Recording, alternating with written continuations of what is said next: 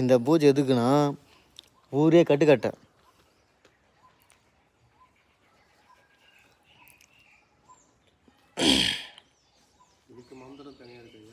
இந்த உபாசன மந்திரம் தான். லிங்கம் தான் சிவபெருமானால் மட்டும்தான் அது முடியும்.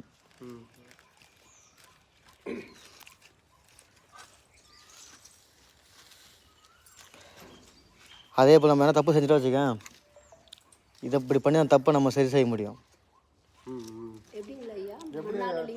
நம்ம தப்பு செய்யணும்னா எப்படி நம்ம ஒரு என்ன மாதிரி தப்பு எப்படி அது பூஜை பண்ணும்போது பொம்பளை சொக்கலை சுற்றக்கூடாது மண்டல பூஜையில் இருக்கும்போது. அதே போல் மண்டல பூஜையில் இருக்கும்போது தீய பழக்கங்கள் என்ன பழக்கம், தீய பழக்கம் என்னது?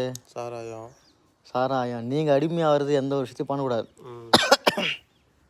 சிகரெட்டு.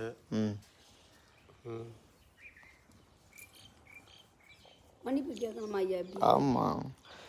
இப்போ திடீர்னு நீங்கள் நல்லா இருக்கிறீங்கம்மா, திடீர்னு உங்களுக்கு வந்து ஒரு ஊரில் வந்து உங்களுக்கு வந்து திடீர்னு ஒரு வம்பு வழக்கு வருதுன்னா ஏன் திடீர்னு வருது? புரிதா சொல்கிறது? அப்போ நீங்கள் தப்பு செஞ்சுக்கிறீங்க அர்த்தம். ஆமாம்.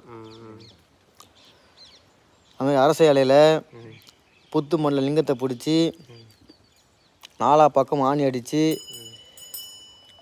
கட்டி தும்பப்பூவில் அர்ச்சனை செஞ்சு நம்ம பூஜை பண்ணலாம். அப்படி பண்ணோம்னா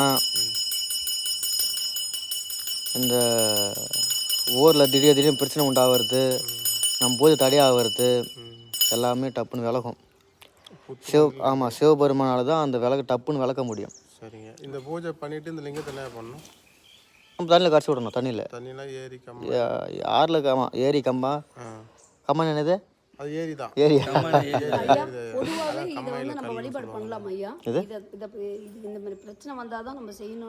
இல்லை, பொதுவாக பண்ணலாம், பிரச்சனை இல்லை. போகலாம், பிரச்சனை இல்லை. சரி, தவறுங்க எல்லாரும் பூஜை பண்ணுற ஸ்டார்ட் பண்ணுப்பா. பூஜை வந்து லாஸ்ட்டாக முடிக்கும் பொழுது வலது கை கட்டை விரல தலை மேலே வைக்கணும், உச்சி தலை மேலே. இடது கை கட்டை விரல நெத்தி போட்டில் வைக்கணும். பூஜை முடிக்கும் பொழுது என்னென்ன தேவை எல்லாமே சொல்லணும். நன்றி. ஸ்டார்ட் பண்ணு.